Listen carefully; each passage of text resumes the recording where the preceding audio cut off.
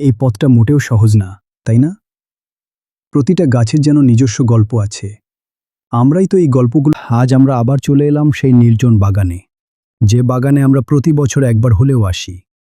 এই জায়গাটা আমাদের কাছে নতুন কিছু না, তবুও প্রতিবার আসার সময় মনে হয় এটা যেন আবার নতুন করে আবিষ্কার করছি। এই বাগানটা মূলত বড়ই আর বেলের জন্য পরিচিত। গাছগুলো অনেক পুরনো, চারপাশে ঘন সবুজ।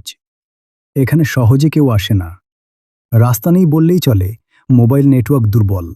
আর সবচেয়ে বড় কথা, এখানে আসতে হলে একটু কষ্ট স্বীকার করতেই হয়। আমাদের বাড়ি থেকে এই বাগানের দূরত্ব প্রায় 5 কিলোমিটার, আসা যাওয়া মিলিয়ে 10 কিলোমিটার পথ।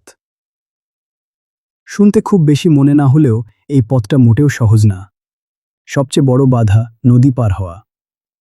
প্রতিবারই নদীর পাড়ে এসে একটু থমকে দাঁড়াতে হয়। জল কখনো কম, কখনো একটু বেশি। কখনো নৌকা মেলে, কখনো নিজেরাই ব্যবস্থা করি।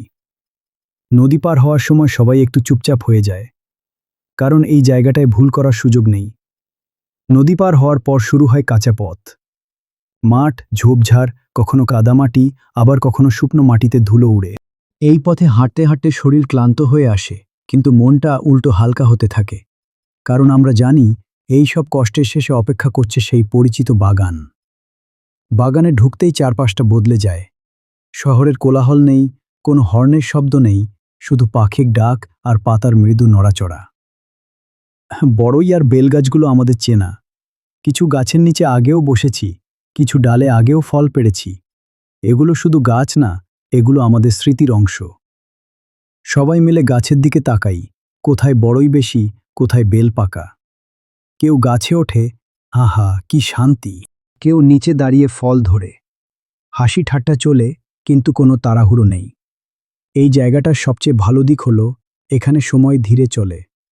ঘড়ি দেখার দরকার পড়ে না, মোবাইল হাতে নিতে মন চায় না। কিছুক্ষণ ফল খাওয়ার পর আমরা একটু বসে পড়ি। নদীর দিক থেকে হালকা বাতাস আসে, গাছের ছায়া শরীরটা ঠান্ডা করে দেয়।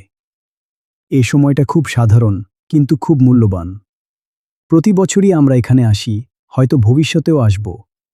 কারণ এই বাগান আমাদের শেখায় সব সুন্দর জিনিস সহজে পাওয়া যায় না। কিছু আনন্দ পেতে হলে কিছু পথ হেঁটে আসতেই হয়। আজকের দিনটা তাই শুধু বড়ই বেল খাওয়ার দিন না, এটা একসাথে থাকার দিন, প্রকৃতির কাছে ফিরে যাওয়ার দিন। এই বাগানটা নির্জন, কিন্তু আমাদের কাছে খুব আপন। কত স্মৃতি জড়িয়ে আছে এইখানে, তাই না?